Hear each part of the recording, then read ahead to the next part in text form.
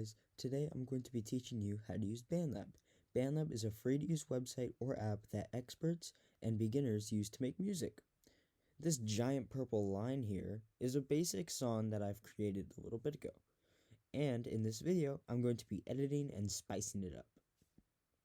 For just a little bit, I'm going to be playing a portion of the song for you so that you get an idea of what the song is like. Right there. And I'll just play this a little bit so you get an idea of what the song is like.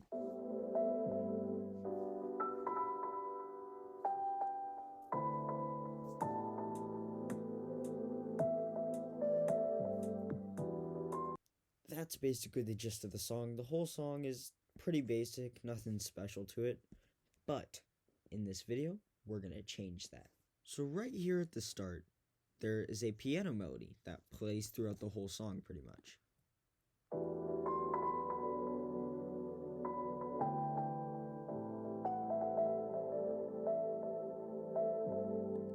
That is the key melody to the whole song, but after a while, it gets a little stale.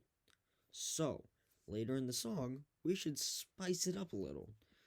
So maybe let's go to the 10th measure. This is about where it starts over.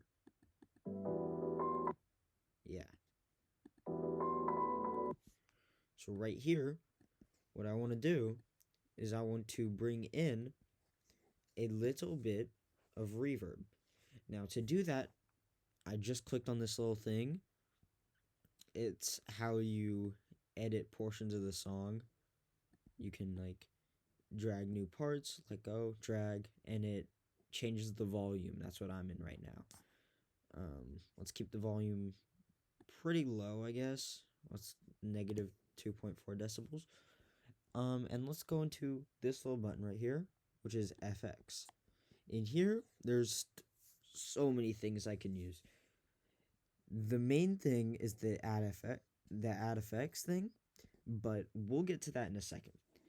The volume is here, but so you may think, well, it says reverb right here, so wouldn't you just turn it up at this point in the song? No, it's not that easy.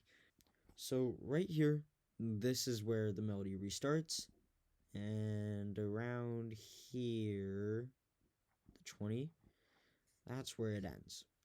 So right here, this add effect thing, it opens up a whole bunch of stuff, which I'm not going to be fully using today.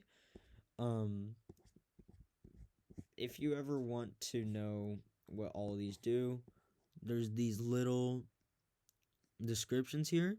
If you read those, you'll get the gist about what the effect does. And if we go into the reverb category, we can see the studio reverb, the univerb, the space maker, and the spring reverb.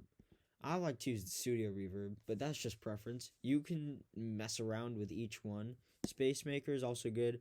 I would not recommend spring reverb. It's not the best, but hey, whatever you want to use, it's all about preference. But for this specific song, we're going to be using studio reverb, and we're also going to be using univerb. With univerb, there's like a bunch of stuff that you can pick from that can turn the song into sounding like it's in different places. So like campus steps. Turn the mix up. Song completely changes. All the way down, song completely changes. So right here, we're going to have univerb as 0.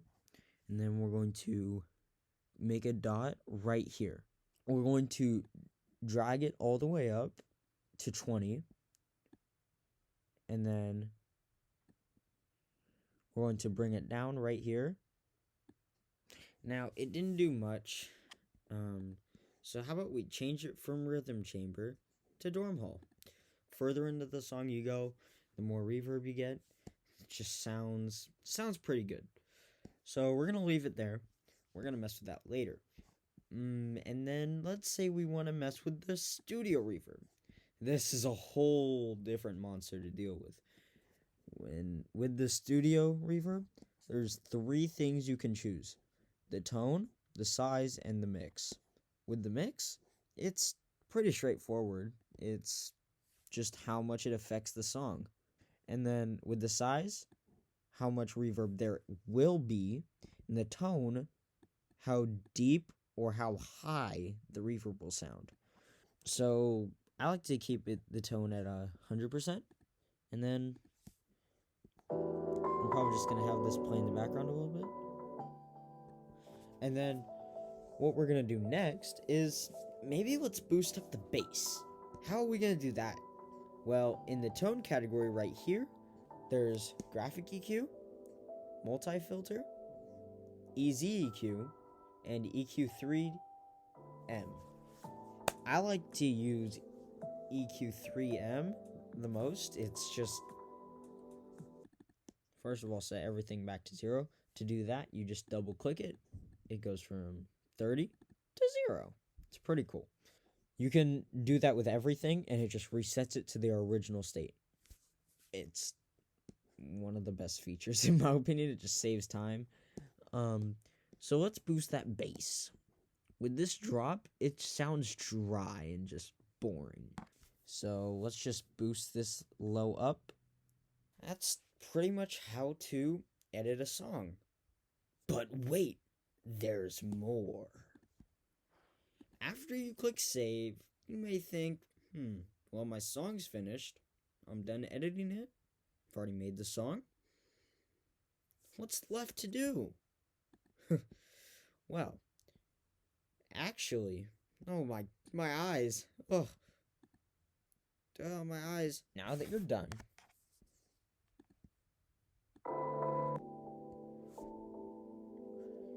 you may think, well, I'm done, so time to click publish. No. There's so many things to do. Well, maybe not so many, but there's things to do. First of all, what are you gonna name your song? ... Nah. Let's go into project settings and revision settings. First of all, let's name the genre.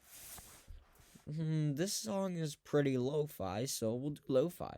And then the description for the song, let's say, yeah. Is it explicit? Nah, it's pretty good. Mastering, probably one of the most important things when it comes to song making. Well, let's go to manual and edit the mastering. There's 8 different ways to master it, but you have to have premium to do these, which is kind of annoying. But these top 4, they're pretty good. So let's just listen to the song with them. The fire, it gives more bass. The fire gives more bass. Tape adds distortion, and clarity makes it sound nice. Universal, it boosts everything pretty much.